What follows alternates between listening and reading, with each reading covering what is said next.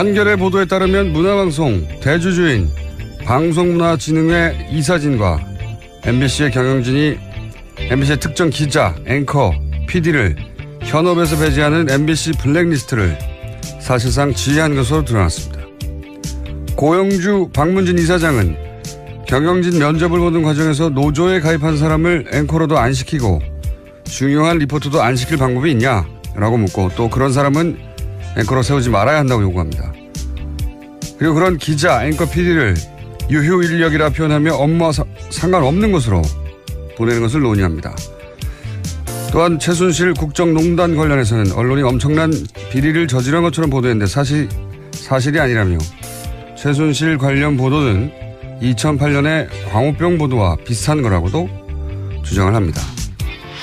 MBC 뉴스는 대통령 탄핵일 날 태극기의 물결 보수 집회에 새로운 장을 마련했다고 논평을 했었죠. MBC가 대통령이 탄핵되는 마당에 그러면서 사망자를 3명이나 냈던 그 친박 집회를 보수 집회에 새로운 장을 열었다고 표현했던 게 이제사 제대로 이해가 갑니다. MBC 뉴스는 뉴스가 아니라 친박 소식지였던 겁니다. 김원준 생각이었습니다.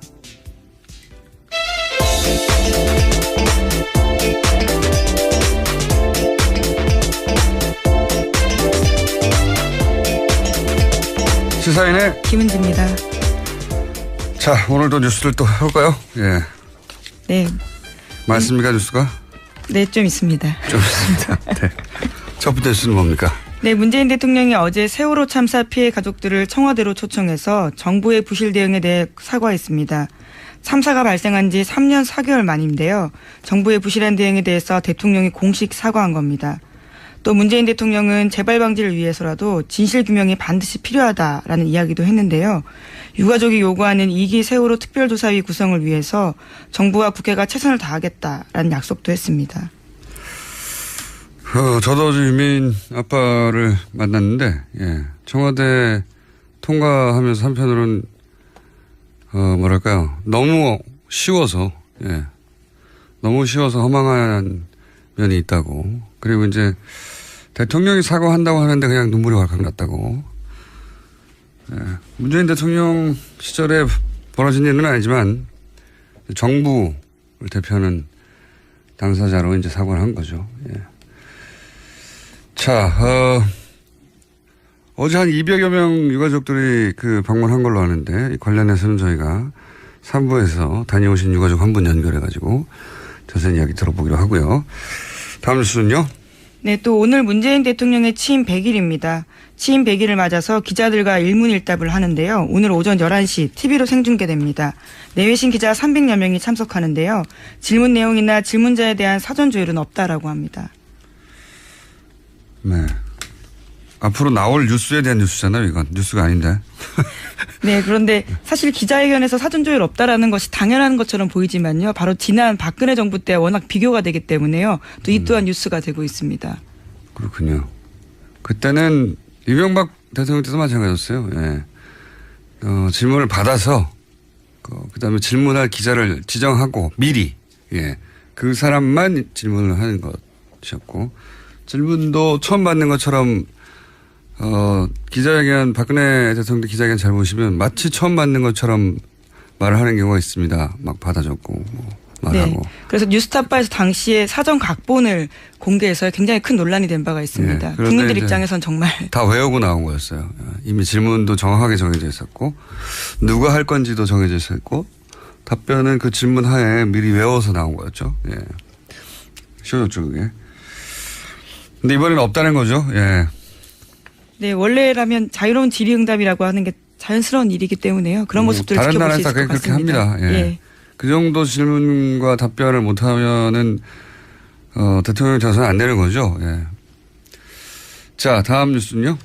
네, 야당이 문재인 대통령 취임 100일에 대해서 평가를 내놓았는데요. 전반적으로 박합니다. 정우택 자유한국당 원내대표 같은 경우에는요. 내가 하면 로맨스, 남이 하면 불륜, 줄여서 내로남불 100일이다라고 규정했는데요. 소통이 아닌 보여주기식 소통이었다라면서 문재인 정부는 아직도 촛불에 취해 있다라고 비판했습니다. 그 만들어낸 말 있지 않습니까? 불통, 쇼통, 또 뭐 하나 더 있는데 하여튼 통 세 개. 라임이 있죠. 예, 통 3개 있어요. 불통과 쇼통과 또 뭐였는데 기억이 잘 안 나네요. 하여튼 이렇게 정치인들이 말을 만들어서 그게 유행이 되게 과거에 고소영 이런 것처럼 이명박 정부 때 고소영 내각처럼 그걸 시도했는데 성공은 못하고 있습니다. 유행이 안 되고 있어요. 여간 이제 쇼통이다. 소통이 아니라 쇼통을 하는 것이다. 라고 했고, 국민의 정당은요? 네, 국민의당 같은 경우에는 포퓰리즘 원맨쇼라는 비판을 내놓았고요. 바른정당 같은 경우에는 일머리가 서툴러서 국민 불안이 고조될 뿐만 아니라 나라 국간이 거덜날 상황이다라고 비판했습니다. 정의당도 있지 않습니까? 네, 이정미 대표 같은 경우에는요. 점수가 70점까지 떨어졌는데 앞으로도 더 떨어질 것 같다라고 지적했지만요. 반면에 노회찬 원내대표 같은 경우에는 참여정부를 계승하면서도 여러 면에서 진화한 모습 보여주고 있다라고 상반된 평가 내렸습니다. 네. 대표, 원내대표 차원에서는 노회찬 원내대표만 후한 점수를 내렸네요. 예. 뭐 정치적으로 야당은 얼마든지 공격할 수 있죠. 예. 마음에 안 드는 것도 있을 것이고. 다만 지금 야당은 자기 앞가림부터 하는 게 급선무다 싶습니다. 예. 문재인 정부 지지율이 공공행진을 계속하는 것은 뭐 100일 맞춰서 한 여론조사는 또 80%가 넘던데 정기조사에서는 70% 되고 뭐 다른 여러 가지 이유가 복합적으로 작용하지만 그중에 하나가 문재인 정부 지지율이 떨어진다는 것은 이쪽에서 눈을 돌려서 다른 데로 간다는 거잖아요. 예. 그 지지율을 받아갈 야당이 없기 때문이기도 해요.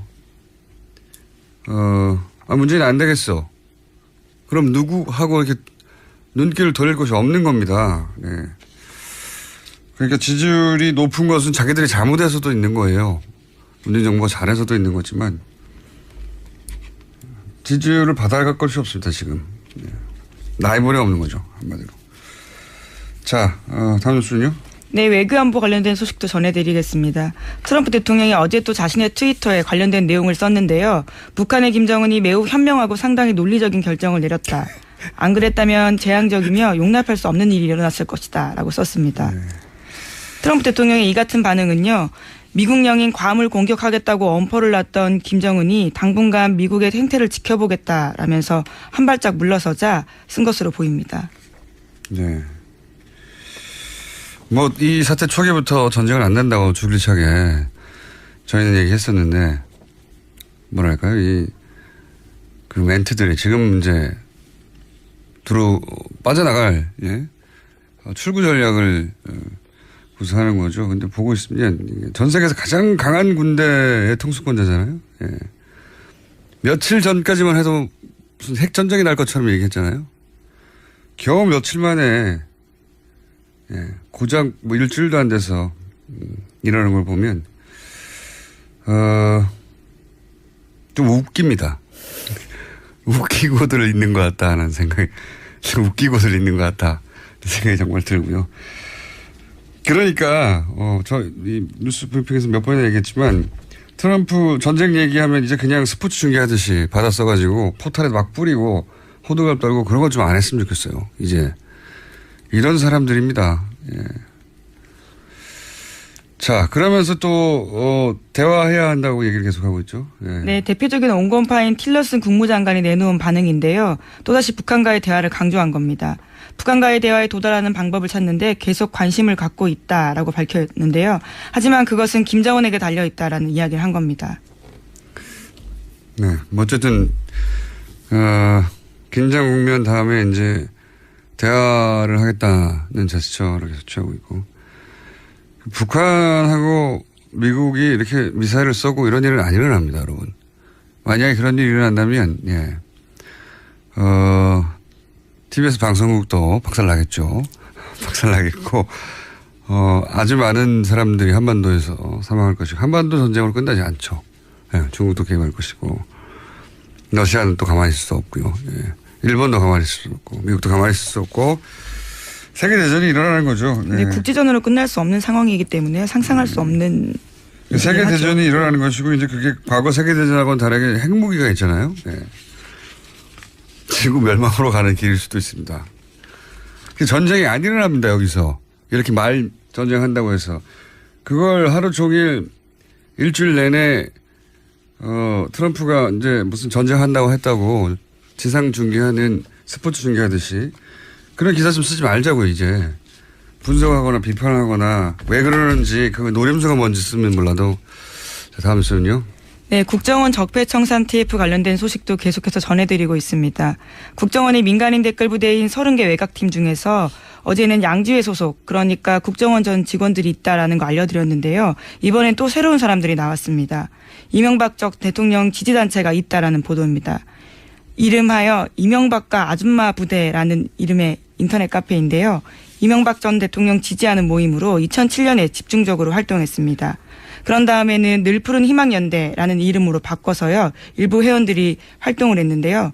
국정원과 검찰은 이 단체 회원들이 팀을 꾸려서 댓글 작업 등을 하는 대가로 국정원으로부터 돈을 받은 것으로 보고 있습니다. 그러니까 이제 그 외곽 단체들 혹은 뭐 지지 단체들, 민간 단체들을 댓글 무대로 활용한 정황 중에 하나인 건데 이런 일들이 있었어요. 이상한 단체들 만들어가지고 정부가 여러 가지 형태로 예산을 지원하거나 좀 예를 들면 선풀 달기 운동 이런 게 있었습니다. 좋은 댓글 달기라는 거. 네, 저도 기억이 납니다. 네. 악플의 반대인 말이죠. 네. 근데 그러면은 이제 그 학생들이 선풀을 달면 거기 봉사활동으로 쳐주고 예, 뭐 그런 거 있었거든요. 그것도 매우 의심스러운 그 활동을 했던. 그러니까 국정원에서 국정원 자금으로 돈을 주기도 했지만 정부 지원, 국정원을 제외한 정상적인 정부의 지원들 있지 않습니까? 그걸 끌어다가 어떻게든 이 댓글 작업을 구조화해서 누군가 돈을 호주머니에서 계속 꺼낼 수가 없잖아요. 그러니까 정부 예산을 여기 쓰는 방식으로 댓글 부대를 광범위하게 조직하려고 했던 그런 움직임이 있어요. 찾아보면. 예. 요게 다가 아닐 것이다. 계속 얘기하지만. 네, 국정원 적폐청사 TF, 그러니까 국정원 개혁이 소속 사람들도요, 계속해서 하는 이야기가 있습니다. 이건 정말 일부에 불과하다는 건데요. 그러니까 지금까지 나온 것들은 절대 전체가 아니다라고 강조하고 있습니다. 그러니까요. 아주 시스템적으로 정부 예산을 받아서 정상적인 활동인 것처럼 그런 댓글 작업을 할 수 있도록 만들려고 노력했었어요. 예, 그 중에 일부가 드러나는 것 같고. 그리고 이제 탈북단체들을 활용한다든가. 어제는 그런 얘기가 나왔었죠. 저기, 어딥니까? 국정원 전 직원들이요. 전 직원들 예. 활용한 탈북단체, 그리고 이제 민간단체. 예. 국정원 전 직원이나 탈북단체 같은 경우는 2012년 3건이 벌어졌을 때도 나왔던 이야기이긴 한데요. 이제 공식적으로 이야기가 나오고 있는 거죠. 구체적으로 이제 이름과 단체명, 돈 이야기가 나오는 것이고. 너무 웃기지 않습니까? 예. 국가를 운영하는데 게시판에 댓글을 다는 것을 중요 사업으로 국가정보원이 했다는 것이. 좀 비참한 일이기도 하고요. 자, 다음 순요. 네, 계속해서 소식 전해드리면요. 국정원 적폐청산 TF가 지난달에는 이인규 전 대검 중수부장을 만났다라고 합니다. 노무현 전 대통령이 검찰 수사받을 당시에 일명 권양숙 여사가 명품 시계를 논두렁에 버렸다라는 언론 보도가 나온 바 있는데요. 이에 대해서 이 전 중수부장이 언론 인터뷰한 바 있습니다. 국정원이 주도한 결과물이다라는 취지의 이야기를 했는데요. 이에 대한 경위를 파악하기 위해서라고 합니다. 네, 뭐 도피라고 보도가 나오는데 도피인지는 저는 모르겠고요. 예. 우선 다니던 법무법인을 사직서 냈다라는 건 사실이고요. 또 시기가 하필이면 공교롭습니다. 그 면담 즈음이거든요. 네. 아니 이제 뭐 필요해서 이 TF 활동에 오라고 해서 오면 도피가 아니고요. 안 오면 도피인 거고. 네, 네 그래서 이 전 중수부장이 자신의 입장을 냈는데요. 경영진의 요구에 따라서 법무법인 그만뒀다라고 어제 밝혔고요. 또 가족을 만나기 위해서 미국에 갈 생각은 있다라고 밝혔습니다. 뭐 어쨌든 저는 도피인지 아닌지 모르겠어요. 예. 그러니까 도피성이라고 보도하는 것도 좀 앞서가는 것 같긴 한데 어쨌든 수사에 필요해서 오라고 해서 오면 도피가 아닌 거고 안 오면 도피인 것이고 두고 볼 일이고. 다음 뉴스는 아직도 시간이 있군요. 예, 다음 뉴스는요. 네, 자유한국당 홍준표 대표가 박근혜 전 대통령 출당 문제가 당에서 본격 논의될 것이다라고 밝혔습니다. 당대표 취임한 이후에요. 박근혜 전 대통령 출당 문제를 직접 언급한 것은 처음입니다. 홍 대표 같은 경우에는요. 정치인이라면 자기가 잘못한 것에 대한 책임을 질 수밖에 없고 책임을 안 진다면 무책임한 정치가 된다면서 출당은 정치적 책임의 문제이기 때문에 관과하고 넘어갈 수 없다라고 밝혔습니다. 본인 정치를 이제 좀 시작하겠다 이런 메시지죠. 그러면서 지금 토크 콘서트도 시작했고, 예. 본인 정치의 발동을 걸었다, 뭐 이렇게 이해하면 될 것 같습니다. 예. 지금까지는 조용히 있었죠. 예. 그런데 이런 행사에 사람들이 잘 섭외 안 돼가지고 야당이 됐더니 섭외가 잘 안 된다고 보도자료도 냈던데. 예, 그런 기사에 김어준 공장장 이름도 언급됐습니다. 예, 제가 곤란하다며 거절했다고. 예. 곤란하다고 한 적 없어요? 싫다고 그랬지. 왜 싫다고 하셨나요? 자, 뭐 하여튼 여하간 본인 정치를 시작했다. 그렇게 보면 되겠습니다. 다음 뉴스는요? 네, 살충제 계란 관련 소식입니다. 농장 7군데로 늘었다라는 건데요. 아직 생산 농가 조사가 20% 정도밖에 끝나지 않았기 때문에요. 앞으로 이 숫자는 더 늘어날 가능성이 있습니다. 정부는 살충제 달걀은 물론이고요. 이 계란이 들어간 가공식품도 추적해서 전량 폐기하겠다라고 밝혔습니다. 이게 이제 유럽에서 살충제 달걀 논란이 불거지면서 한국까지 넘어온 건데 어제도 얘기했지만 유럽에서 살충제 논란이 벌어지는 즈음 갑자기 우리가 이걸 썼을 일은 없거든요. 그러니까 이제 이게 지금 불거졌을 뿐 사실은 그 전부터 써왔을 개연성이 대단히 높다. 예. 네, 이미 지난 4월에 시민단체가 경고했다라는 식의 보도도 나오고 있습니다. 4월에 경고했으면 훨씬 이전 시민단체가 그걸 알 정도였으면 훨씬 이전부터 있었겠죠. 그러니까 우리가 모르고 먹어왔던 거죠. 그렇게 저는 의심하는 바입니다. 예. 이번 조사 과정에서 농장들이 특히 이제 친환경 인증을 받은 농장들이 이렇다는 게 더 비싸게 주고 일부러 산 계란들. 그렇죠. 달걀이 더 그랬다는 거 아니겠습니까? 예, 이번에 농장 7군데 중에서요. 6군데가 정부의 친환경 인증 받은 곳이라고 합니다. 그러니까요. 대량으로 막 생산된 그래서 가장 저렴한 달걀이 아니라 가장 비싼 달걀들이 이렇다는 거니까. 그리고 오래전부터 그랬을 것 같아요. 근데 이게 나는 오래전부터 뿌렸어 라고 자백할 사람들은 없을 것 같으니까 이쪽 전문가를 좀 찾고 있습니다. 예. 조만간 저기 인터뷰하면 예정이고. 자, 다음 뉴스는요. 네, 버지니아 폭력 사태, 그러니까 백인 우월주의를 두고 일어난 미국의 폭력 사태 전해드린 바가 있는데요. 이 원인을 놓고 트럼프 대통령 발언이 계속 오락가락하고 있습니다. 처음엔 여러 편을 규탄한다라고 해서 논란이 됐는데요. 그런 다음에는 인종주의는 악이다라고 했습니다. 그런데 또 어제는요, 양쪽에 모두 책임이 있다라고 이야기했습니다.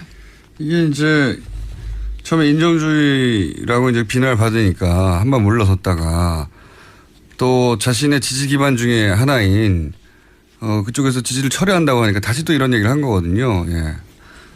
참 가벼운 사람이에요. 보면 자기가 했던 말을 어떻게 하루하루 만에 뒤집는 건지. 까먹었을 수도 있을 것 같은데요. 사실 이거는 미국 주류 사회가 받아들일 수 없는 거거든요. 예, 그래서 공화당 하원 의장 같은 경우에도요. 백인 우월주의는 역겹고 도덕적 모호성은 안 된다. 이렇게 강하게 이야기했습니다. 미국 사실 노예제로 시작한 나라이긴 한데 미국 근대사는 사실 이 인종주의와의 오랜 갈등 그런 역사 깊잖아요. 특히 흑인 사회가 뭐 지금도 차별이 있지만 과거에는 같은 식당에 못 들어가고 뭐 많았지 않습니까? 버스도 같이 타지 못하고 그랬었죠. 그래서 사실은 인종주의를 극복하기 위해서 미국 사회가 치른 비용이 엄청나거든요. 간신히 여기까지 왔는데 그거를 뭐 한 60년대 70년대로 되돌리려고 하는 거죠. 그러면서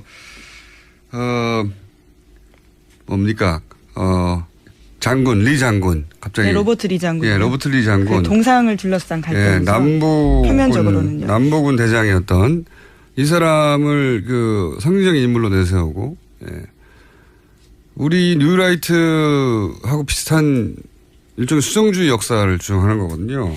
뉴라이트도 갑자기 건국의 아버지 들고 나오고 건국절 얘기하잖아요. 비슷한 거예요, 여기서도. 근데 여기서는 이제 그 바탕이 인종주의 그리고 남부를 중심으로 한 남부의 백인들이 트럼프의 핵심 지지층이란 말이죠. 백인 남성들 그 중에서도. 근데 이게 이제 미국 사회가 한 60, 70년대 이후에 거의 5, 60년간 쌓아와서 지금까지 도달한 지점 그걸 전면 부정하는 사람이 대통령이 돼서 대통령 되기 전까지의 그냥 캠페인인 줄 알았더니 대통령 된 다음에도 이런 말을 하니까 받아들이기 어려운 거죠. 예. 자, 목소리가 점점 바람이 점점 새어가고 있는 걸 보니까 예. 뉴스 브리핑 끝날 때가 돼가는 것 같고 끝나기 전에 오늘은 리얼미터가 있는 시간입니다. 자, 권순정 제가 정이라고 했나요? 권순정 조사 분석실장 자리에 나와 계십니다. 안녕하십니까. 네. 어제 제가 다른 녹화를 하나 해가지고 바람이 많이 새는 날입니다. 자, 취임 100일 조사. 네. 어떻습니까? 취임 100일이 오늘이 취임 100일째입니다. 그래서 네. 조사를 100일 뭐 별거 아니라고 생각하는데 저는 199일과 101일과 다를 것도 없잖아요. 예, 어쨌든 보면 0.6%포인트 소폭 내렸지만 네. 72.2%로 여전히 줄곧 70%대의 고공행진이 지속되고 있습니다. 네. 부정평가는 0.8%포인트 오른 22.1%이고요.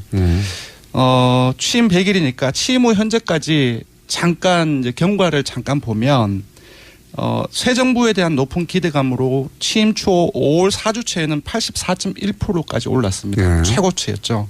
그다음에 이제 기억하시겠지만 강경화 안대환 장관 후보자 인사 논란이 확산되었고 그리고 원비어 사망 기억하시죠. 네. 외교 안보 이슈가 쟁점화된 것도 이 기간입니다. 이게 겹쳐지면서 6월 3주차에는 한 10%포인트 떨어진 74.2%로 하락했습니다. 네. 미사일 발사도 예, 있었고요. 그런데 다시 반등을 합니다. 그러니까 예. 한미 정상회담이 있었고 연이어 G20 정상회고에 이어지죠. 그런 과정 속에서 76.6%로 75%선을 다시 넘었습니다.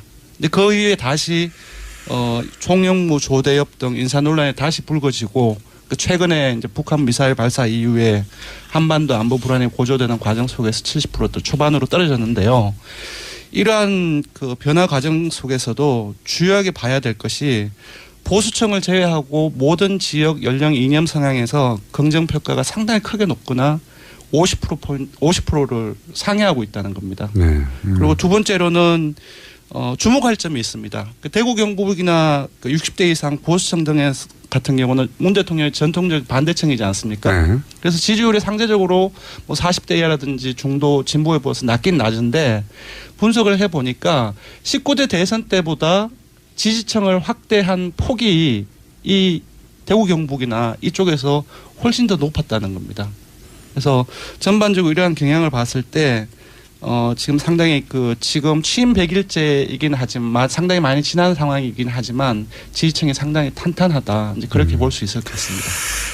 70% 박스권이라고 표현할 수 있을 것 같아요. 박스권, 예. 예. 원래 이제 박스권이라는 건 지지율이 더 이상 올라가지 않고 거기 갇혔다라고 해서 문재인 후보 시절에 굉장히 많은 그런 표현들이 있었죠. 10% 박스권을 맞췄다. 뭐 제가 기억나는 것은 20%대 초반에서 그때부터 네. 박스권 얘기가 뭐 SNS상에서 많이 얘기 있어서 30% 박스권을 맞췄다. 30%뭐 40% 박스권을 맞췄다. 그런 식으로 계속 올라가서 네, 종편을 주로 썼던 표현들인데 그러니까 네.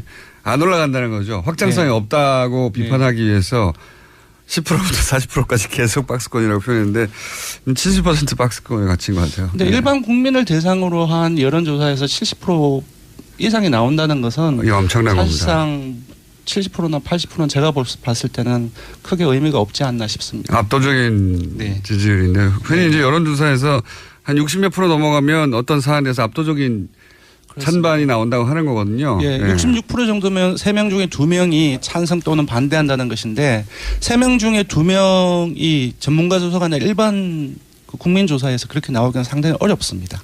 예, 그래서 이제 그때부터 보통 압도적이라고 표현하는 거죠. 네네. 예. 이 이유 중에 하나는 뭐 제가 좀 전에도 얘기했지만 이 지지율을 받아갈 야당이 없어서 그런 것도 있는 것 같아요. 다른 이유도 있지만 갈 데가 없어요. 지지율이 생각해 보시면 그런 부분들도 있겠죠. 뭐 네, 많이 다른 이유는 이제 전문가가 얘기해 보십시오. 맞습니다. 이제 야당이 구체적인 개혁이라든지 정책적인 어떤 차별성이라든지 그런 것들을 내놓지 못하면서 갈 곳이 없는 그런 부분들도 하나의 분석이 될 수 있겠고 또 많이 얘기가 됐죠. 이전 정부의 기저효과, 예. 베이스 이펙트 이런 부분들도 얘기가 많이 나오고 있는데 제가 보기에는 그게 본질적인 이 지지율 고공행진의 원인은 아니라고 생각이 듭니다. 무엇보다 이제 박근혜 정부 국정농단 사건이라든지 탄핵 과정을 거치면서 시대 정신이 현 정부가 추진하고 있는 그 개혁 정책이라든지 국민들이 생각하고 있는 부분들이 네. 완전히 그 일치를 하고 있는 상황이라고 생각이 들어요. 시대 정신과 같이 간다는 건데. 맞습니다. 뭐 적폐청산이라든지 개혁 또는 기본적으로 이전에 불통으로 점철되었다고 한다면 지금 같은 경우는 소통과 공감의 행보 이러한 부분들이 국민의 생각과 지금 현 정부가 벌이고 있는 여러 가지 행보라든지 정책과 거의 일치해 나가고 있기 때문에 바로 여기에서 공공행전의 기본적인 어떤 배경들을 찾아야 되지 않을까 싶습니다. 시대 정신과 같이 가도 이제 그걸 잘 연출하고 내가 가고 있다는 걸 다 이해시켜야 되는데 네. 그런 상징, 그러니까 내가 시대 정신과 같이 가고 있다. 네네. 내가 당신들의 뜻과 부합되는 결정과 사과 행동을 하고 있다는 거를 또 잘 연출해서 전달해요. 예, 그것도 굉장히 중요한 면이 있습니다. 중요함은 네. 이제 그거는 이제 효과적으로 보여주고 네. 공감하는 수단이라고 한다면은 형식이라고 한다면은 여전히 저는 그 본질적인 부분들 아까 말씀드렸던 부분들에 표현되지 않는 것은 모르는 법입니다. 이신점심은 예, 전 국민들 단위에서는 따질 수 연인끼리야 뭐 모르겠는데 동의합니다. 예. 잘 표현하는 것도 굉장히 중요한데 잘 전달되고 있고 네네. 자꾸 얘기하지만 그 받아가지 못하고 있는 거예요 야당이. 그렇다는 얘기는 지금 야당이 하는 비판들은 오랫동안 들어왔던 비판의 패턴이에요. 네네. 들어보면 포퓰리즘이라는 단어도 굉장히 식상합니다. 네. 그렇죠? 폭탄, 세금 폭탄 그런 부분들이 이전 굉장히 식상하고요. 계속적으로 나왔던 프레임이었고 불통이라는 것도 굉장히 식상하고요. 그러니까 네. 야당이 현 정부를 정확하게 현 정부랑 뭐 다 잘하겠어요. 당연히 잘 못하는 것도 있을 텐데 네. 미진한 것도 있고 네. 정확하게 비판을 언어를 못 찾고 있어요. 시대 정신과 같이 못 가고 있는 거죠. 하던 대로 하는 겁니다. 비판을 그냥. 언어, 프레임 그런 부분들은 제가 볼 때는 좀 형식적인 부분들이 있는데 제가 볼 때는 야당 역시도 정책에서 찾아야 된다고 생각이 듭니다. 국민들의 생각. 네. 그러니까 본인들이 뒤처져 있다는 걸 잘 몰라요. 네. 현재. 그래서 과거와 같은 언어와 프레임으로 공격하는데 안 먹히니까 짜증이 나죠. 네. 짜증이 나고 한편으로는 분명히 과거에는 먹힌 프레임으로 공격을 하는데도 불구하고 보수 언론들도 안 먹히거든요. 네네. 세상이 변하고 사람들이 변했는데 못 따라가고 있다 오히려. 네네. 그래서 지지들이 표들이 갈 곳이 없어서 여기 모여 있는 것도 있습니다. 예. 네. 운도 좋은 거죠. 문재인 대통령이. 일단 지지층이 워낙 탄탄합니다. 일종의 예. 이제 팬덤 아이돌의 팬덤 형상에 오히려 더 강력해. 예, 더 강력할 정도로 지지층의 팬덤 형상을 보이고 있는데 이러한 현 상황 그리고 언론 지형도 상당히 이전에 참여정부 때에 비해서 많이 바뀌었습니다. 예, 그런 것들 맞습니다. 종합적으로 고려한다면 과거에는 뭐 인터넷도 예. 없었고 팟캐스트도 예. 없었고 SNS도 없었죠. 그래서 이제 종이신문이 한번 뭐라고 아젠다를 설정하면 네. 프레임을 잡고 그럼 하루 이틀 후에 네네.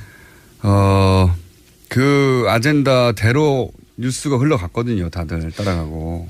이제는 그 폭탄이라고 세금 폭탄이라고 하면 정말 세금 폭탄인 줄 아닌지를 따지지 않고 따져보면 세금 폭탄 아닌데 세금 폭탄으로 실제 여론이 만들어지기도 했죠. 네네. 네.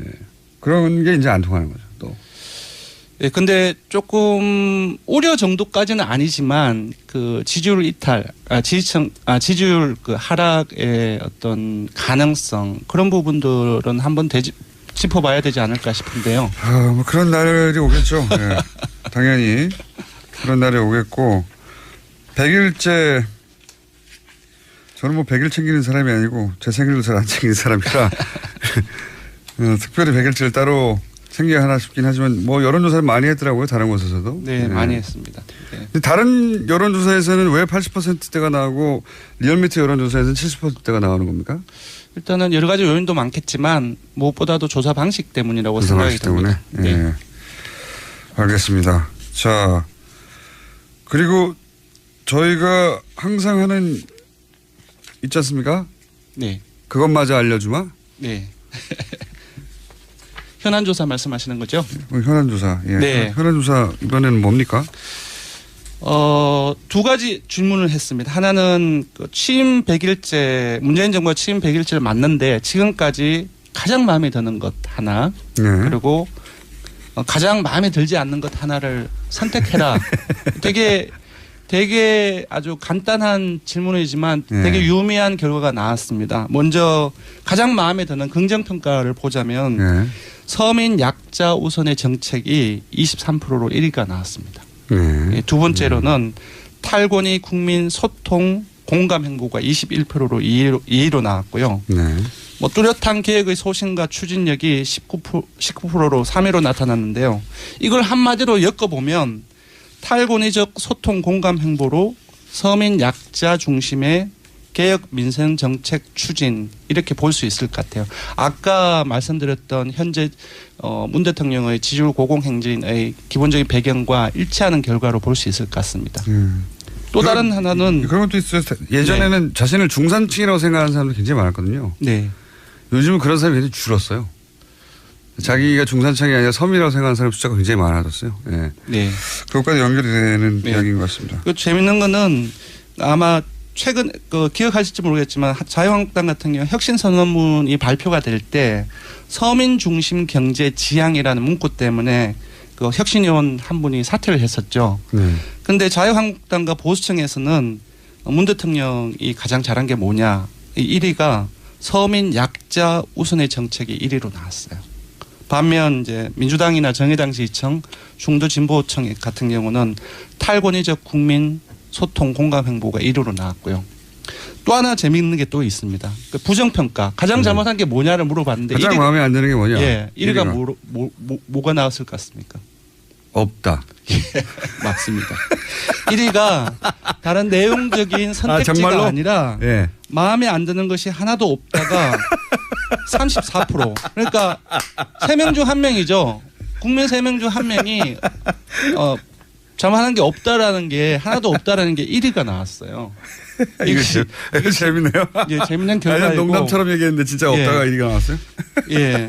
그러니까 1위가 이렇게 나왔다는 것은 나머지 이제 제가 소개해드리겠지만 그 부정적인 요인들 이런 부분들이 사실상 국민들 전반적으로 봤을 때 국민들은 크게 중요한 문제로 인식하고 있지 않은 것을 나타낸다고 볼 수 있을 것 같습니다. 숫자가 하나도 없다는 게 30% 중반을 넘고 없다. 있다는 게 이제 있다는 것 중에서 소개해드리면 조금 거리가 있습니다. 아까 34%가 말씀드리지 않습니까?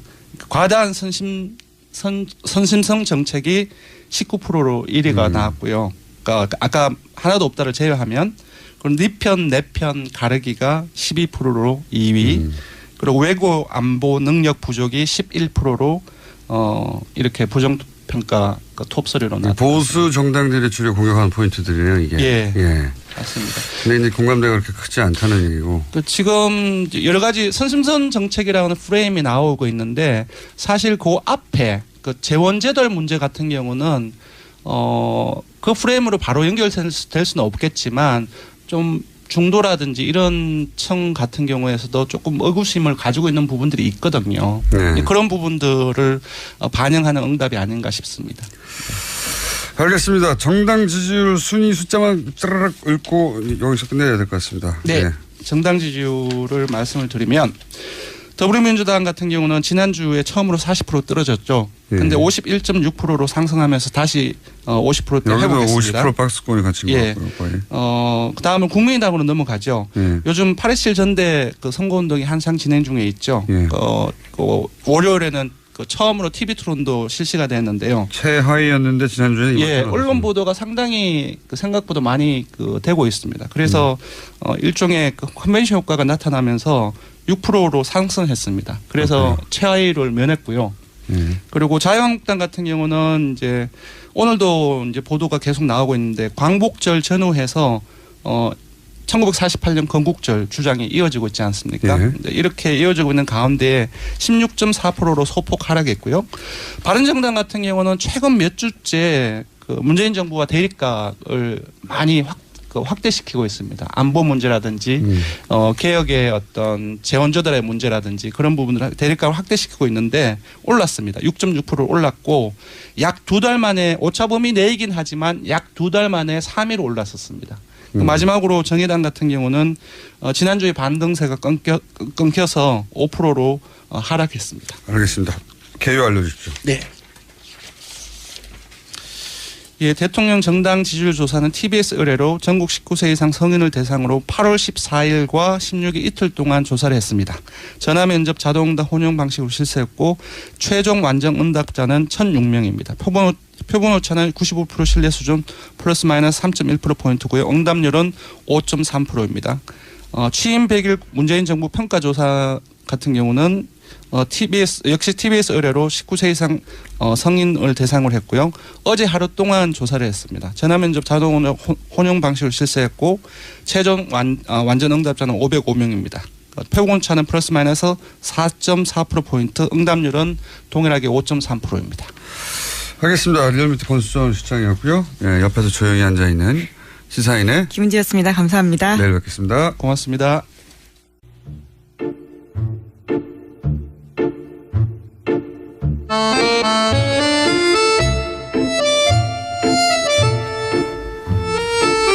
내부자 둘인데 오늘은 하나만 나왔습니다.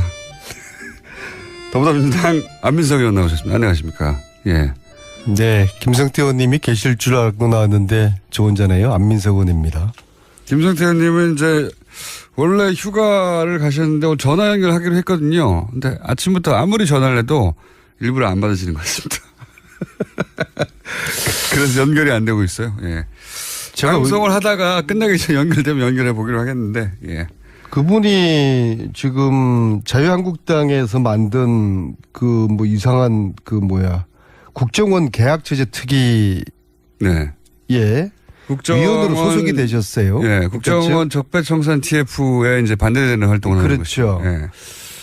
아마 저한테 오늘 좀 따끔히 혼나는 게 두려워서 오늘 피하신 게 아닌가 그런 생각이 김성태 의원이 국정원 계약 저지 특위에서 활동을 하는 것 때문에 혼날까 봐 안 오셨다고요? 왜냐하면 이게 참 국민을 우습게 보는 거 아니겠습니까? 지금 이명박 정부가 댓글 부대 30개 팀을 이용해서 뭐 3,500명 댓글 부대를 운영을 했다는 거 아닙니까? 그래서 여론을 조정한 것인데요. 사실은 대통령 직속의 국가 최고 정보기관이 적과 싸울 생각하지 않고 정권 연장을 위해서 선량한 국민을 상대로 여론 조작하고 싸웠다는 것이 충격적인 사실이잖아요. 이것은 여야의 문제가 아니죠. 진보 보수의 문제가 아니죠. 그래서 이것은 오히려 이 보수당에서 이게 사실이라고 그러면은 지위 고하를 막론하고 엄벌을 해야 된다. 특히 사실은 당시 이명박 대통령과 청와대의 묵인과 방조 없이 이 일이 가능했겠습니까? 그래서 오히려 자유한국당에서 검찰 조사를 통해서 배후를 철저히 밝히자 이렇게 나오면은 자유한국당의 지지도도 더 높아갈 거예요. 근데 이러기는커녕 이런 저희 더불어민주당의 국정원 적폐청산 TF팀의 맞불로 이 적폐청산 TF를 그 대응하는 반대하는 국정원 계약 제재 특위 뭐 이름은 좀 교묘하게 만들었어요. 이것은 제가 볼 때는 후한 무치한 일이다. 의원님 혼자 하시니까 심심하지 않으세요? 아 그러니까 뭐 제가 이런 이야기를 할까봐 오늘 김성태 의원님이 자리를 피하신 것 같은데. 예. 근데 어쨌거나 싸우면서 정든다고 예. 안 계시니까 좀 서운하네요. 의원님은 서운하고 듣는 저희는 심심합니다. 심심한데, 자, 의원 휴가를 갔다 오셨잖아요. 예. 휴가를 갔다 오셨는데 또 독일로 가시지 않습니까? 그러니까 이게 휴가인지 아니면은 독일에 또 최순실 일가 재산 추적, 짜투리 시간을 활용해서 또 가신 건지 불분명한데 본인은 휴가가 아니라 이제 재산 추적을 하러 갔다고 주장하고 계시잖아요?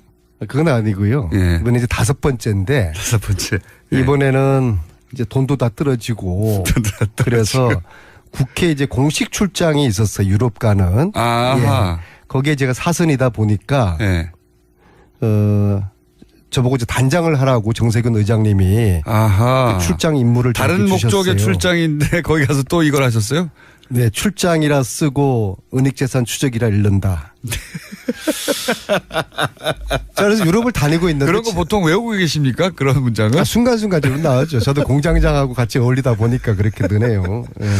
가서 그러면 이번에 유럽을 다니고 있는데 제보가 왔어요. 또 네. 최순실 재산으로 의심되는 쇼핑센터하고 식당이 미네네도 있다. 오. 저희들이 주로 주진우하고 다닌 게 네. 프랑크푸르트에 그러니까요. 있는 것도 찾아다녔는데 예. 미네네도 있다. 미전에도 있다. 네, 그래서 출장을 같이 갔던 이상민 의원님과 함께 네. 미네네 그런 제보가 왔으니까 가보자. 맥주 마시러 간 거 아니고요? 아닙니다. 그래서 한 4시간 동안을 저희들이 예. 쉼없이 달려갔어요. 차로. 그래서 기차로 안 가시고. 쇼핑센터도 가고 둘러보고 좀 수상한 점이 있더라고요.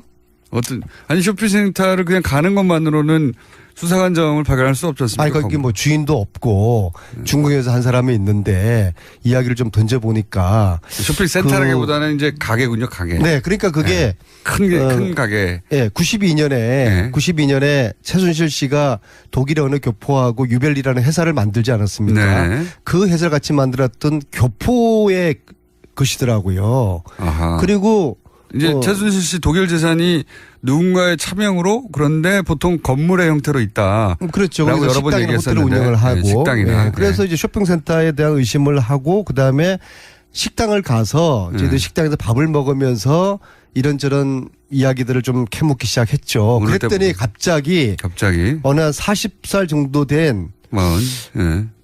한국 교포가 나타나서 네. 너 안민석이지? 안민석 맞지? 너 죽었어. 너 죽었어. 기다려. 나 독일 사람이야. 나 독일 사람이야. 독일 경찰한테 한번 당해봐봐. 하면서 반말하고 네.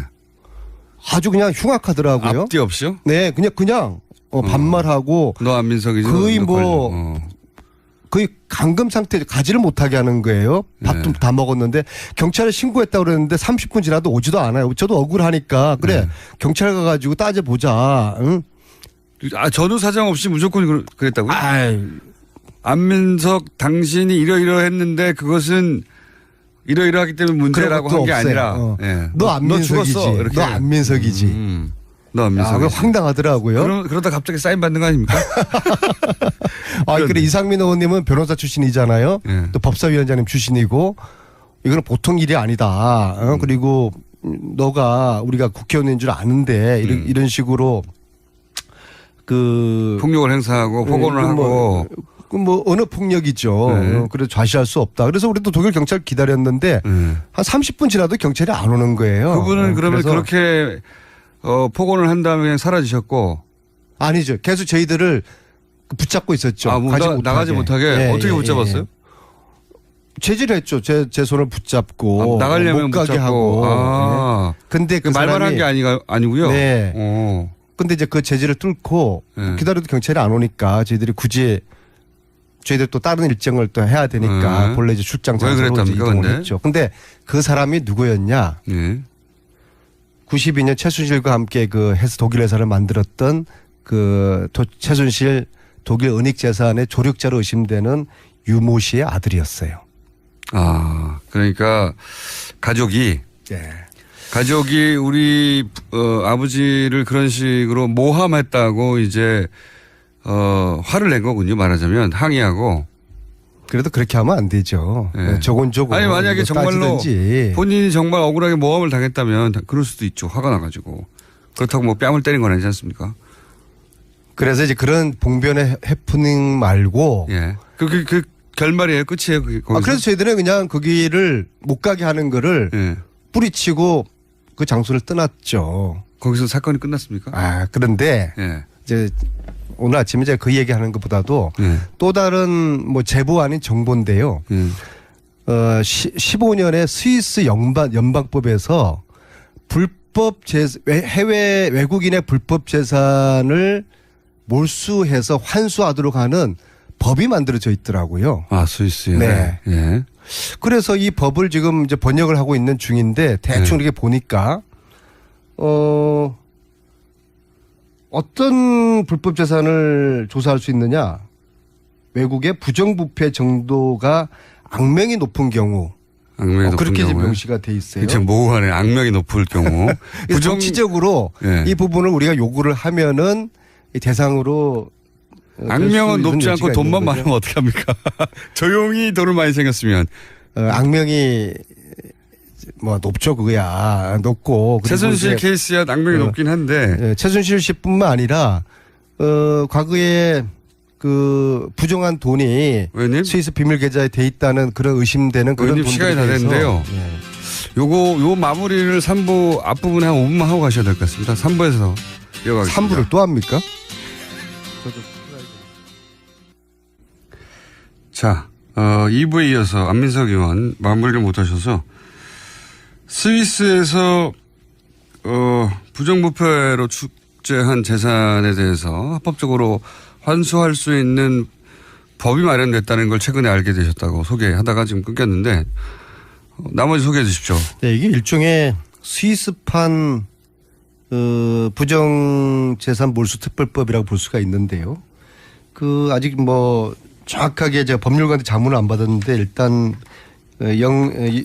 번역을 한 것을 토대로 말씀을 드리면요. 이 법의 목적은 정치적 주요 인물과 그 주위의 사람들이 불법으로 획득한 외국 자산의 동결 몰수 반환을 가능하도로 할 수 있는 법이고요. 딱 해당되나요? 네, 사실은 주요 정치 지도자 그 주요 인물. 여기에 뭐 박정희, 박근혜, 최순실이 다 대입되면 가능한 것이죠. 그 조건으로 몇 가지가 있는데 그 중에 뭐 부정부패의 정도가 악명이 높을 경우. 악명이 높을 경우. 부정부패 정도가 악명이 높지 않은데 돈이 많을 경우 이건 어떻게 하나. 그다음에 재산 몰수의 조건과 절차. 이것도 보면은 근자에 있는 정치인이거나 그와 가까운 사람들이거나 그들이 수혜받은 자산. 그리고 출처가 불법인 자산. 그게 어떻게 최순실을 겨냥한 법이 미리 만들어진 듯한 그런 느낌. 전 세계적으로 이제 정치인들이 부정부패를 하게 되면 혼자 하는 게 아니라 다 주변 인물과 같이 하니까 뭐. 그렇죠. 아마도 그간에 스위스가 비밀 계좌에 대한 좀 국가적인 오명을 벗기 위한 그런 노력으로 보는데 특히 이 법이 재밌는 것이 공소시효 기간에 제한이 없다는 거예요. 그러니까 딱 특별법이죠. 따라서 이제 제가 이제 이 정도 뭐 5번이나 유럽을 왔다 갔다 하고 그러고 스위스 법까지 이렇게 상세하게 뉴스공장에서 소개드렸으면은 이제 좀 우리나라 검찰이 이제 새로운 정부의 검찰답게 이 문제에 좀 발벗고 나서기를 촉구를 합니다. 법안이 먼저 만들어져야죠. 지금 법안 만들기 전에도 지금 당장에도 이 스위스 법에 근거해서 우리나라 검찰이 요구를 할 수 있다고 보여집니다. 최순실 은닉 재산으로 추정되는 것에 대한 수사를 빨리 해달라 이 말씀이신 거죠. 네. 스위스도 그런 법안이 이미 있다. 네. 악명이 높을 것에는 그 최순실 관련 재산은 해당이 될 것 같은 게 사실은 박근혜 전 대통령의 국정농단 사태는 전 세계에 보도됐거든요. 최순실 씨가 함께. 그래서 악명이 높다고 하는 조건에도 들어가겠네요. 네, 그렇죠. 뭐 우리가 이게 부끄러운 거지만 또 한편으로 촛불 평화 집회로 또 세계인들에게 또 감동을 주었으니까 이 부분을 좀 우리가 투명하게 처리를 할 필요가 있다고 보고요. 아까 그 독일 뮌헨에서 있었던 그 일과 관련해서요. 네네. 유모 씨가 물리력을 행사해서 그 부친 그러니까 지금 최순실 조력자 아니냐고 의구심을 표현했던 그 유모 씨의 자제분이 이제 억울해서 아마도 본인 입장에서는. 네, 그래서 아니 그 유모 씨는 92년에 최순실과 같이 독일에서 그 만든 회사 유벨리라는 회사의 공동 대표로 이름이 나오는 분이니까는요. 저는 이분이 최순실을 어떻게 만나서 어떠한 관계가 맺어졌고 이후에 최순실 씨와 어떤 일들을 했는지 참으로 궁금해요. 그리고 그분을 이분은 이제 아직 뭐 명확하게 밝혀진 게 없지 않냐 이건 모함이다라고 이제 억울해 하시는 것 같은데. 만약에 그러니까 최순실하고 관계를 오해 없이 설명을 해 주셔야 되는 것이죠. 그분은 92년 이후에 최순실을 단 한 번도 만난 적이 없다고 하지만 그러나 교표사에서는 그분이 지난 10년 동안에 호텔이라든지 식당 체인점 아마 굉장히 많은 사업체를 운영을 했는데 교포사에서는 과연 저 돈이 어디서 나왔을까 그런 이제 의심을 지금 하고 있는데 거기에 대한 그 해명을 분명히 좀 해줘야 되는 것이고 특히 제보였는데 이 제보가 본인 스스로가 시인을 했어요. 룩셈부르크도 조세 햇빛초 네, 중에 하나죠. 네, 텍스해븐 조세 햇빛초로 최근에 굉장히 부상하는 나라인데 이 룩셈부르크에 이제 계좌를 가지고 있어요. 네.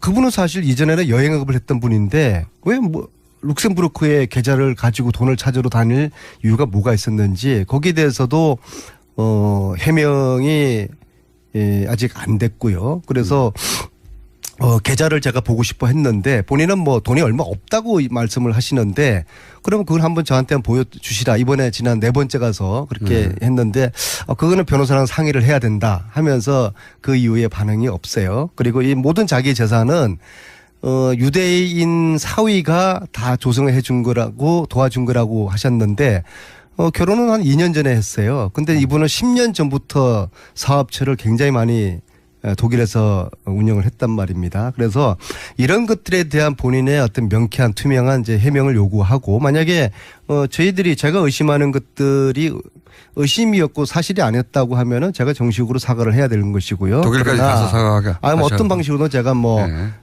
무릎 꿇고도 사과를 해야죠. 그러나 만약에 저희들의 의심이 이제 사실이라고 그러면 특히 이번에 민해인에서 이 해프닝을 통해서 더 의심이 왜 그 아들이 그렇게 그 공격을 했을까. 억울해서 그럴 수도 있죠. 네. 억울해서 그럴 수도 있죠. 그러나 그것은 상식을 벗어난 굉장히 무례한 그런 행태였기 때문에 그 부분에 대해서 저희들 그 일을 당하면서 의심이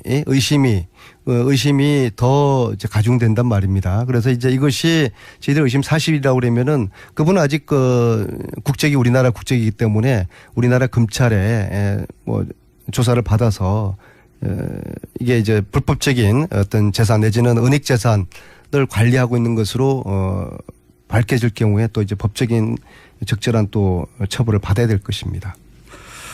알겠습니다. 마지막으로 안철수 전 대표 서울시장 출마론에 대해서는 한마디 논평하시고. 제가 누누이 말씀드리지만은 전쟁은 총칼로 하는 것이고요. 정치는 명분으로 하는 것입니다. 과연 안철수의 당대표 출마 심지어 서울시장 출마론이 명분이 있는 것인가. 저는 명분이 아니라 궤변이라고 생각을 합니다. 왜냐하면 당대표는 지방선거를 진두지휘해야 되지 않습니까? 근데 만약에 사퇴하고 시장 출마하면은 이건 무책임한 처사이죠. 또 만약에 사퇴하지 않고 시장 선거에 나가면은 혼자 다 해먹겠다는 욕심으로 비치고요. 좋습니다. 만약에 안철수가 서울시장에 나간다 하면 아마 제가 볼 때는 박원순 시장과 양자구도가 될 것입니다. 아마도 국민당과 바른정당이 연대할 가능성이 많다고 보고요. 그러면 가장 유력한 박원순 시장과 지금 시점에서 맞짱 뜰 가능성이 많은데요. 어쨌거나 안철수 하면 새정치의 아이콘이었는데 지금은 거의 뭐 흔정치의 아이콘이 되어버린 것 같습니다. 결국에는 본인의 성급함, 조바심과 성급함 때문에 망가진 정치인들이 우리 현대사에서 얼마나 많습니까? 지금 현재 당권 앞에서 안철수의 새정치라는 그 아이콘이 너무 추악하게 망가지고 있어서 새정치를 바라는 많은 국민들에게 안타까움을 주고 있는 것 같습니다. 말씀 듣다 보니까 앞으로 혼자밖에 못 나오실 때는 안 하는 게 좋겠다는 생각이 듭니다. 저도 오늘 안 나오려고 했습니다. 두 분이 이렇게 합의 맞아서 주거인 상권이 티격태격 해야지 혼자 이렇게 논평을 하시니까. 김성태 의원님, 저 오늘 의원님 나오신다고 해서 나온 건데요. 네. 뭔가 이게 당했다는 느낌이 드네요. 두 분이 다음 주에는 꼭 함께 나오셔서 다시 한번 토면제리를 해 주시기를 바라겠습니다. 오늘은 여기까지 하겠습니다. 안민석 의원이었습니다. 감사합니다. 네, 감사합니다.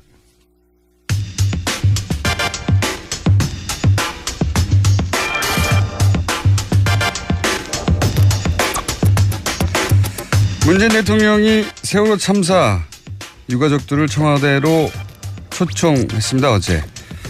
이 자리에 참석한 유가족 한 분 전화로 연결해 보겠습니다.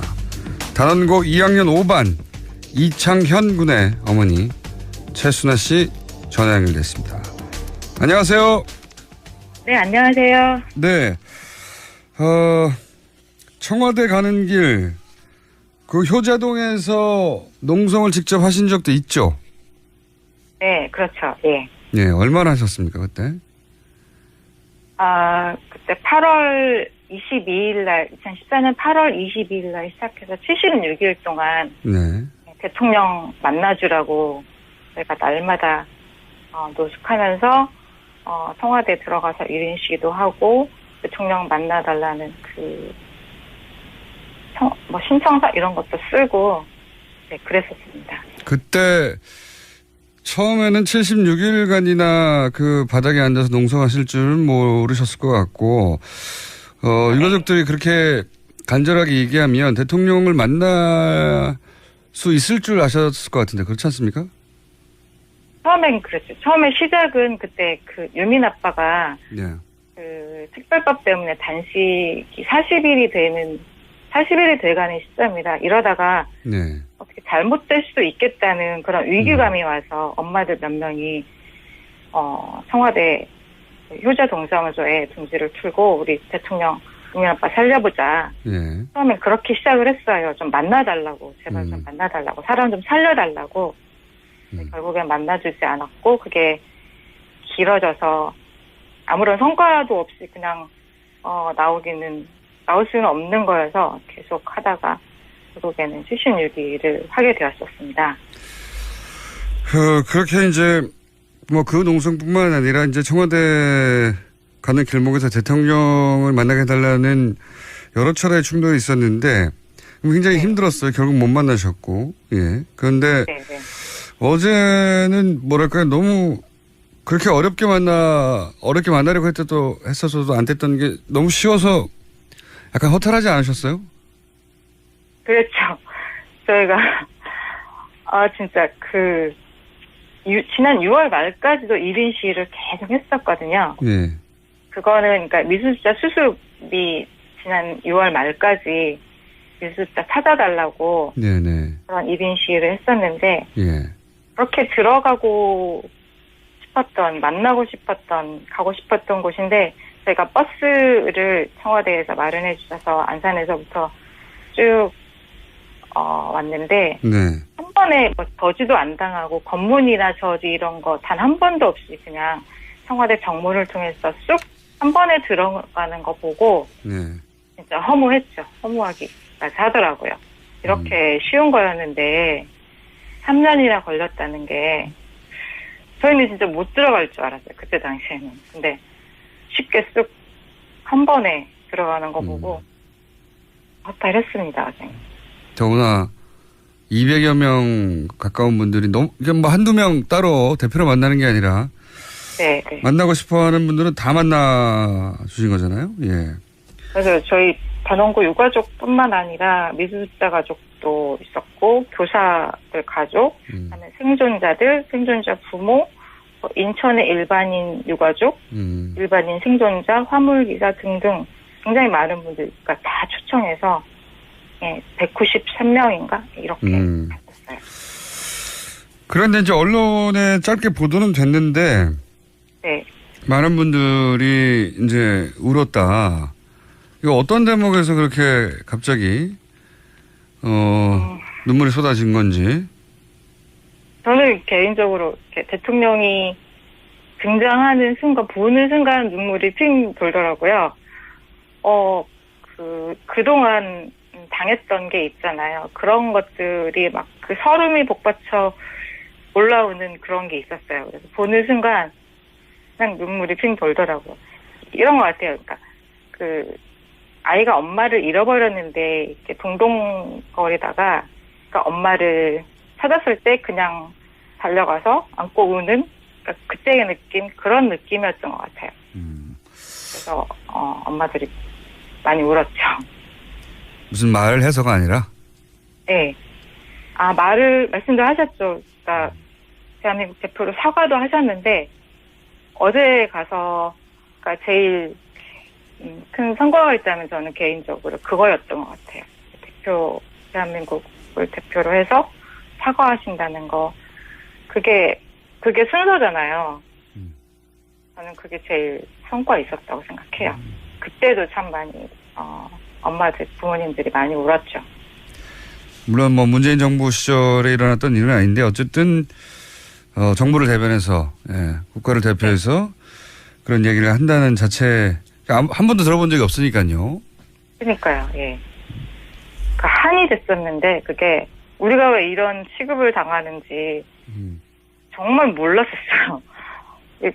근데 박근혜 정부 하에서는 우리 세월호 유가족이 대한민국 국민이 아니라 어떤 적을 대하는 것 같아요. 우리가 적으로 생각했던 것 같아요. 그런 대접을 받다가, 문재인 대통령께서 그 부분에 대해서 몰라준 것에 대해서 사과한다는 그 말씀을 하신 거 정말 좀 감사했고, 한이 조금 풀린 것 같아요. 다는 아니지만 조금 풀린 것 같아요. 물론 뭐 아직도 갈 길이 멀긴 한데 미습자도 아직 남아있고 또 뭐 진상조사에 2기도 간다고 하고 그렇지만 어쨌든 그 자리에 참석했던 분들은 이것저것 다 떠나서 사과 한마디에 마음이 많이 풀렸다. 예. 네. 그렇죠. 말 한마디가 굉장히 중요하죠. 이런 건 어떻습니까? 적으로 상대했다고 말씀하셔서 제가 드리는 질문인데 이제 박근혜 정부를 3년간 그 일 있고 나서 3년간 겪어보셨고 이제 문재인 정부를 한 100일간 겪어보셨지 않습니까? 네. 유가족 입장에서 비교를 하자면 뭐가 어떻게 다른가요? 그러니까 문재인 대통령이 하시는 게 정상이잖아요. 근데 지난 정권 하에서는 그런 대접을 한 번도 못 받아서 너무 비교가 되는 거죠. 하나에서 열까지 전부 다.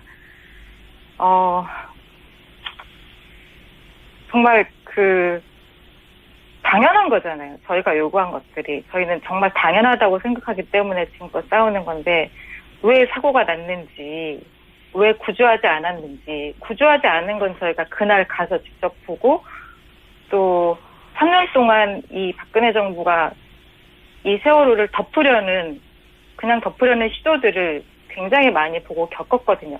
근데 그런 것들에 대해서 알고 싶은 거는 너무나 당연한 거잖아요. 당연한 요구를 이렇게 공권력을 동원해서, 국가의 힘을 동원해서, 무시하고 짓밟고, 그런 것만 당했는데, 이제 갑자기, 촛불 혁명에 의해서 정부가 바뀌고, 이제 정상화된 거죠.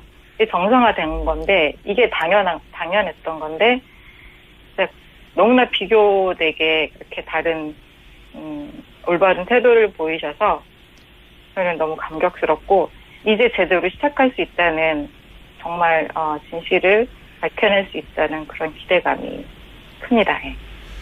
뭐 예를 하나 들어봐 주십시오.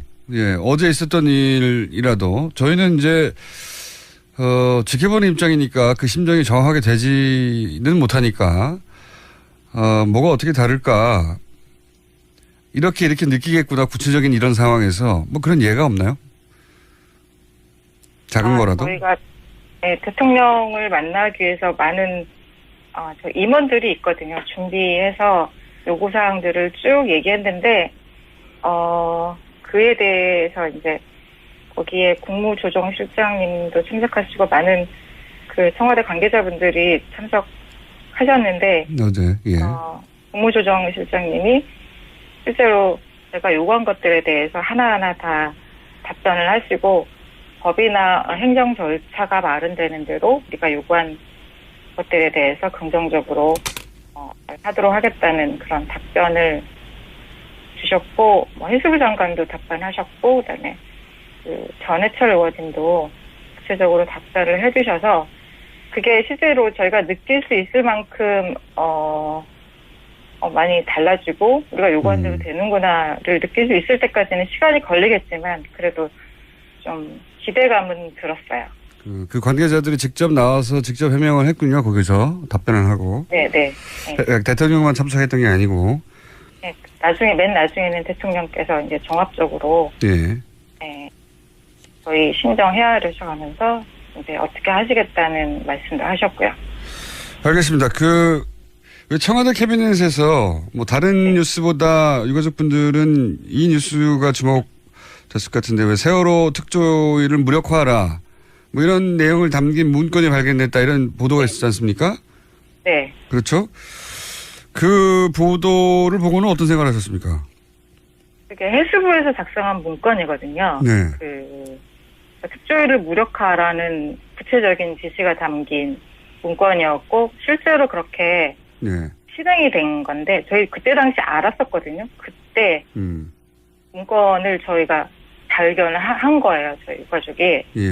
그래서 굉장히 문제를 삼았는데 그때는 언론이 보도를 안 하니까 도움이 안 되고 그냥 미치고 팔팔 뛰는 거죠.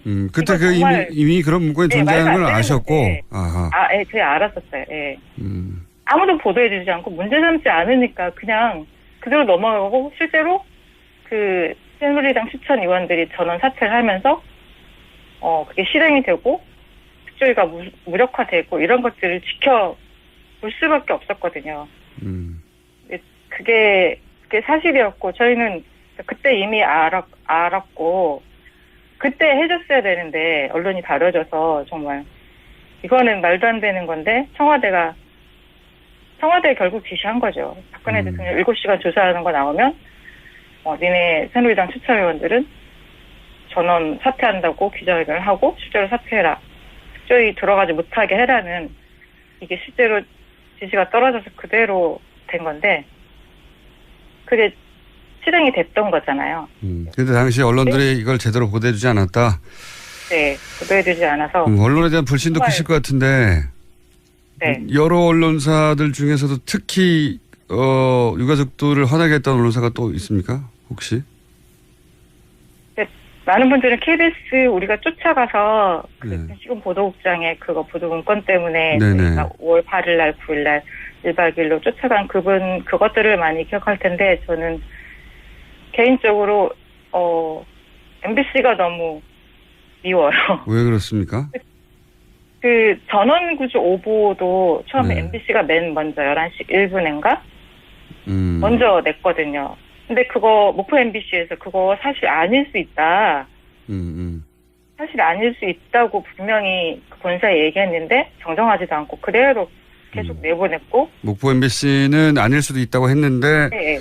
MBC 본사에서 계속 내보냈고. 예. 네, 수정하지 않았고 계속 내보냈고 다른 방송 다 따라서 계속 내보내고 그리고 또 정말 너무 화가 나는 거 그날 저녁일 거예요 아마 4월 16일 저녁에 뉴스에 MBC 뉴스에 그 아이들 보험금이 얼마다 아하. 이들이 천사에서 얼마를 들어놨고 뭐 운전자 보험 아니고 여행자 보험을 들었고 그래서 얼마를 탈 수 있다는 그런 보도를 MBC에서 첫날 한 걸로 알고 있어요. 첫날부터. 그게 정말 너무너무 화가 나요. 그래서 국정조사 때 이제 2014년 그 7월 달에 국정조사 열리면서 MBC도 분명히 조사 대상에 들어가 있었는데 그냥 안 나오고 버티더라고요. 안 나오고 버티는데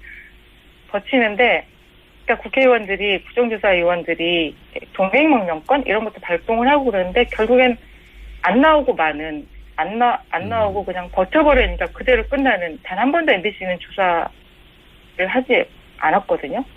그래서 특조위가 만약에 이기 특조위가 가동이 되면 이렇게 MBC 조사해서 그런 전원 구조 오보가 낸 어떻게 그 오보가 날 수 있었는지 목포 MBC의 그런 사실이 아닐 수 있다는 보도를 왜 무시했는지 그런 것들 조사하고 또 이게 아무튼 법에 걸릴 수 있는 건지 모르겠지만 제가 속상한 거는 그 부분이거든요. 처음에 그렇게 살아있을 거라고 생각하는 그때에 아이들 보험금을 얘기하고 돈으로 이렇게 부지를 흐리는 그런 태도 너무 나쁘다고 생각해요. 알겠습니다. 뭐 언론사 전반에 대해서 불신이 크시겠지만 그 중에서도 MBC에 대해서 이러저러한 이유로 그 특조위가 조사까지 해야 된다고 지금 생각하시는 거고. 네, 분명히 조사해야 된다고 생각합니다. 알겠습니다. 특조위 2기도 뭐 대통령이 직접 많은 권한으로 조사할 수 있도록 해주겠다고 했으니까 이제 1기와는 완전히 달라지겠죠. 한 가지만 더 여쭤보겠습니다. 그동안 어떻게 생계를 꾸리셨어요? 이 많은 분들이 사실 생계를 제대로 꾸릴 수 없을 정도로 이런 활동을 해오셨잖아요. 네, 궁금하실 것 같아요. 네. 네.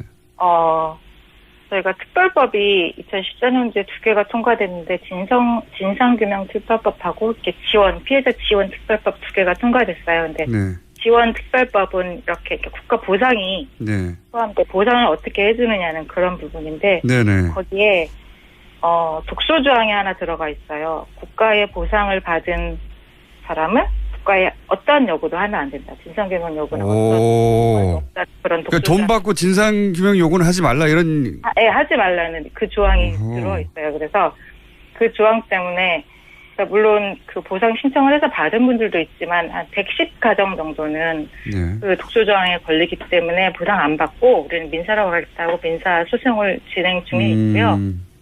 근데 거기에 국민성금을 많이 모아주셨거든요. 국민에서 국민성금은 물어보니까 그러니까 정부가 주는 것에 해당이 안 된다. 그래서 그 독소 조항에 포함이 안 된다는 확인을 받고 국민성금은 받아서 그걸로 투쟁자금으로 쓰고 있습니다.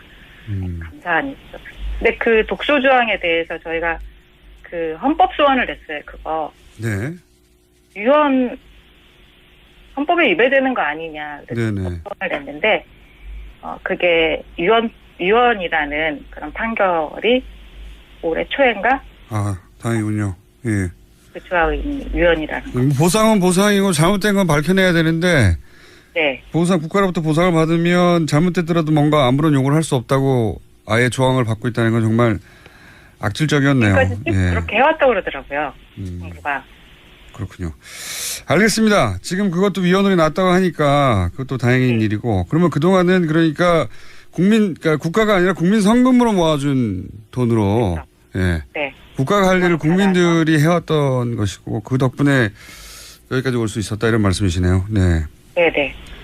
알겠습니다. 오늘 말씀 여기까지 듣고요. 예, 미수습자 문제도 해결되고 또 2기가 출범하고 하면 아무래도 유가족들을 많이 모셔야 될 것 같습니다. 자, 오늘 여기까지 하겠습니다. 감사합니다.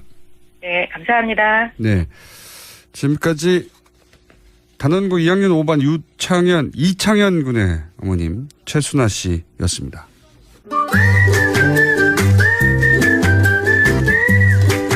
자, 예상치 못하게 대단한 인기를 끌고 있는 이렇게까지 인기가 있을 줄 몰랐는데 대단한 인기를 끌고 있는 도시 이야기 네. 김재래 박사님 나오셨습니다. 네. 간만에 MIT 출신의 얘기할까요? 오늘은 제가 모시고 나온 분이 엄청나게 대단한 분이라서 MIT 좀 내밀어야 되겠는데 안 그래도? 그러니까 정말 서울대학교에서 공대에 여학생이 없던 시절 혼자 최초로 공대생이 휘젓고 다녔고요. 네, 공대생이었기 때문에 남자 화장실을 사용하셨고요. 그리고 이제 유학이 힘든 시절 거기 가서 우리나라 최초의 MIT 고시. 최초 아니라니까 왜 여기서 가짜 뉴스 공장이라니까는요. 공대 출신으로 처음이라면서요, MIT. 아니에요. 여성으로.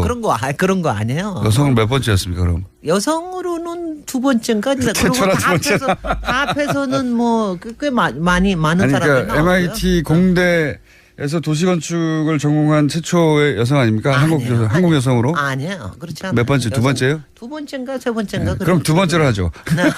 아니 그건 그런 거 하나도 상관없고 그리고 한 가지는 MIT는 공대만은 아닙니다. 자꾸 저는 제가 제일 싫은 게 자꾸 매사추세츠 공대라고 얘기하는 걸 되게 싫어하는데 MIT는 참 하여튼 참 인류학적인 인문학적인 대학입니다. 네.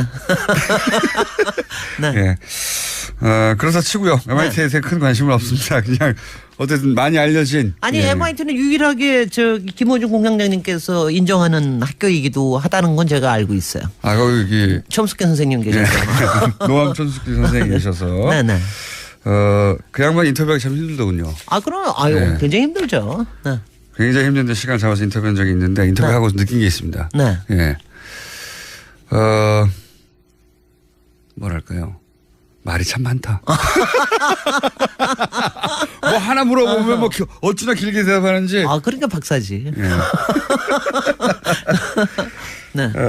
자, 오늘 주제는 뭡니까? 오늘 제가 문재인 정부 출범 100일 네. 뭐 지지율도 높고 다 좋은데 맞아 굉장히 의미 있게 오늘 정조대왕의 수원 화성을 제가 모시고 왔습니다. 정조대왕. 네네. 네. 정조대왕이 만든 신도시이고 그리고 정조대왕이 신도시예요? 신도시죠. 당시로서는 이제 완전 신도시죠. 그리고 이제 우리나라 수도가 될 수도 있었던 도시고. 수원 화성도 모르시는군요. 그러니까. 수원 화성은 압니까? 알긴 하지만 네. 아는데 지금 뭐 아주 객관적인 팩트만 얘기하면은 세계문화유산 유네스코에 등재돼 있고 그리고 1796년에 완성이 된 도시고 수원에 아주 한 가운데 있습니다. 그 팔달산 바로 밑에 수원에 있고 아마 지금은 너무 잘 알고 계시는 게 수원 행궁이 굉장히 유명하잖아요. 그래서 행궁에 이제 행궁 때문에 다들 알고 있고 요새는 뭐 워낙 문화 행사들이 많고 그래서 굉장히 잘 알고 계시고. 제가 아는 거라고는. 그렇죠. 그러니까 당시에 기술적으로 이제 뛰어났다 뭐 이런 그러니까 이야기. 우리 역사 속에서 굉장히 괜찮은 남자라고 얘기했던 사람들이 다 등장을 해요 여기서. 그래요? 정조는 저는 아주 우리 역사 속에서 정말 희한한 인간이라고 제가 항상 생각을 합니다. 그러니까 희한한 인간이라고 얘기를 하는 게요. 그러니까 가령 우리가 세종대왕 앞에서는 우리가 그냥 다 같이 그냥 엎어줄 수밖에 없잖아요. 그냥 뭐 딱 하나도 없지 않습니까? 그냥 엎어줄 수밖에 없는데.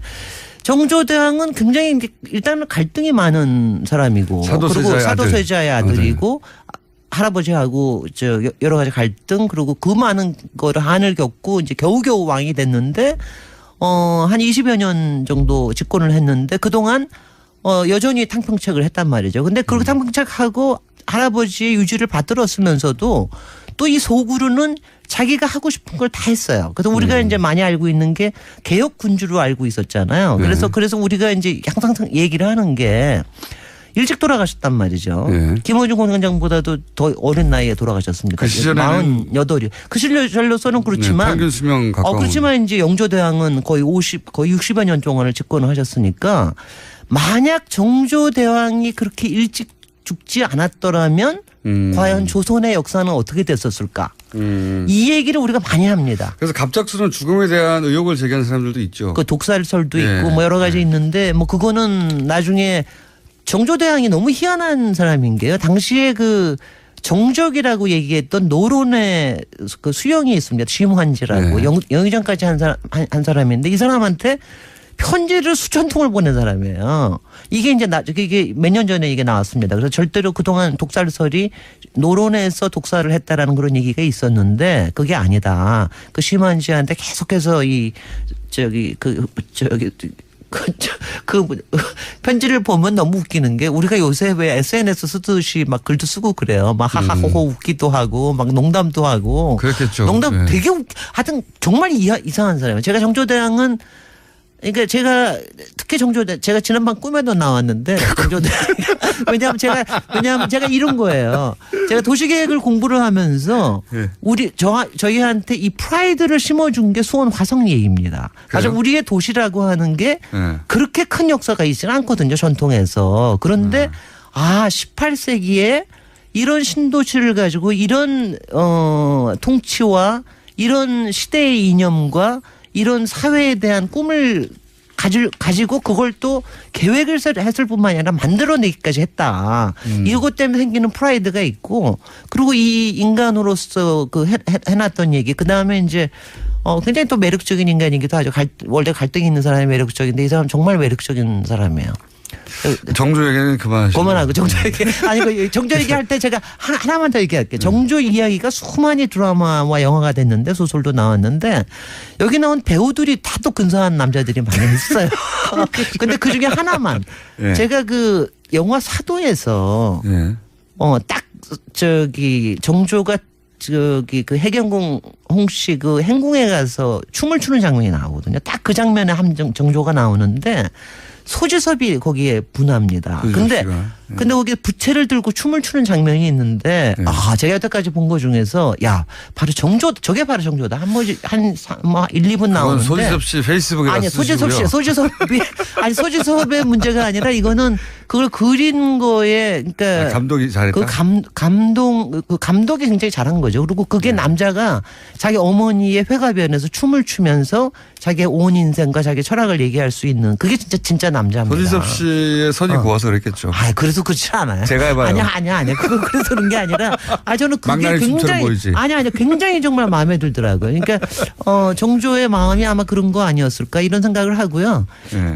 화성 얘기를 언제 합니까? 정조 얘기만 계속 하다가. 화성 얘기. 그래서 화성은요. 뭐 얘기할 게 없어요. 그냥 가보시면 됩니다. 근데 이제 이게 굉장히 재밌는 게 뭐냐면 신도시라고 하셨는데 이걸 왜 만들었나 이게 말이자면 이게 정조의 기가 막히니까 첫 번째는 바깥으로는 정조의 효심 때문에 만들었다고 딱 얘기를 했어요. 네. 이게 아젠다입니다. 이게 아주 소프트한 아젠다예요. 프레임이고 그게. 프레임을 딱 뭐라 그러냐면 자기 아버지의 능을 사조수자의 능을 이쪽으로 옮깁니다. 옮기고 여기 이것 때문에 자기가 능행을 해야 되니까 효도를 일단 명분을 세웠고 실제로는 그 속에는 뭐냐면 왕권 강화가 있는 거죠. 근데 왕권 강화를 하는데 그 장영군 만든 건 아실 거예요. 왜 친위대도 만들고 그리고 규장각을 통해서 수많은 규장각을 통해서 수많은 그러니까 자기 세력들을 이제 만들어낸 거 아니에요. 근데 자기 세력들을 만들고 난 다음에 그 다음에 더 중요한 건 뭐냐면은 경제를 이거 뭐냐면 중상주의를 한 거예요. 말하자면 그러면서 자기의 이제 힘을 강화를 하는 건데 이게 서울의 한양에 그대로 있어서는 이게 도저히 이게 잘 안 된다. 그래서 사람들이 잘 모르는 게 이쪽에다가 그 팔달산 밑에다 지어서 팔달문을 했는데 여기에다가 시장을 팔문시장이라는 걸 만듭니다. 그래서 여기에 경제권을 줘요. 그래가지고 특혜권을 줘가지고 여기서 완전히 이제 왕권의 그 군사권뿐만이 아니라 경제권을 강화하면서 중상주의를 이제 표방을 하는 겁니다. 여기서. 그래서 만약 여기 화성이 제대로 역할을 했었더라면 우리나라 19세기가 완전히 달라졌을 거예요. 그러니까 당시에 다들 아시다시피 북학파에 청나라에 보내가지고 청나라 문물을 굉장히 많이 데리고 왔잖아요. 막존 제자부터 해가 정약용 당시에 하여튼 유명한 사람은 다 와서 일을 했는데 이런 사람들이 실제적으로 일할 수 있는 무대를 만들어준 거죠. 근데 이거를 도시를 통해서 만든 겁니다. 그래서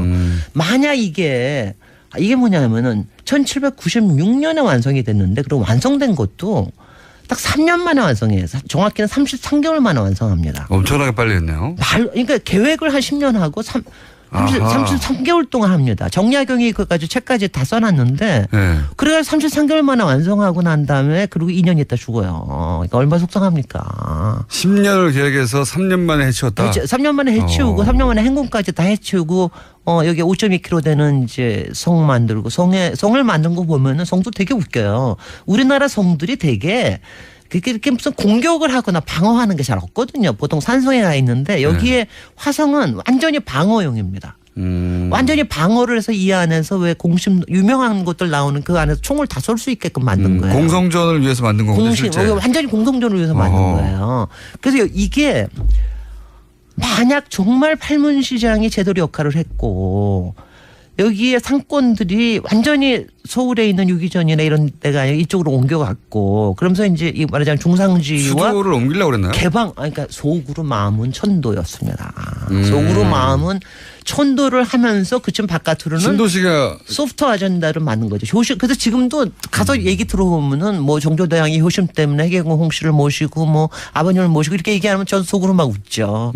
그게 아니고 속으로는 위대한 전략가였습니다. 그리고 위대한 야심을 가지고 그게 본인의 야심뿐만이 아니라 세종시를 만들려고 한 거네요. 아니 세종시하고는 이제 제가 이제 가끔 이럴 때 자꾸 세종시 그러면 이제 그거를 가지고 세종시에다가 예를 들어서 뭐 여러 가지 대형 시장을 하는데 아니 근데 그거하고는 조금 이제 세종시의 백그라운드하고는 좀 다르고 죄송합니다 무식해서 아니 왜냐하면 그것 때문에 노무현 대통령과 정조대왕을 결부를 시키면서 굉장히 나쁜 얘기를 하는 사람들이 많았어요. 근데 이제 저는 그거는 아니요 조금 좀 다르다고 보고 세종시 가지고는 다른 기회에 다시 한번 얘기를 하도록 하고요. 요거 근데 이거는요 제가 보기에는 다음 주 한번 더 해야 될 것 같은데요.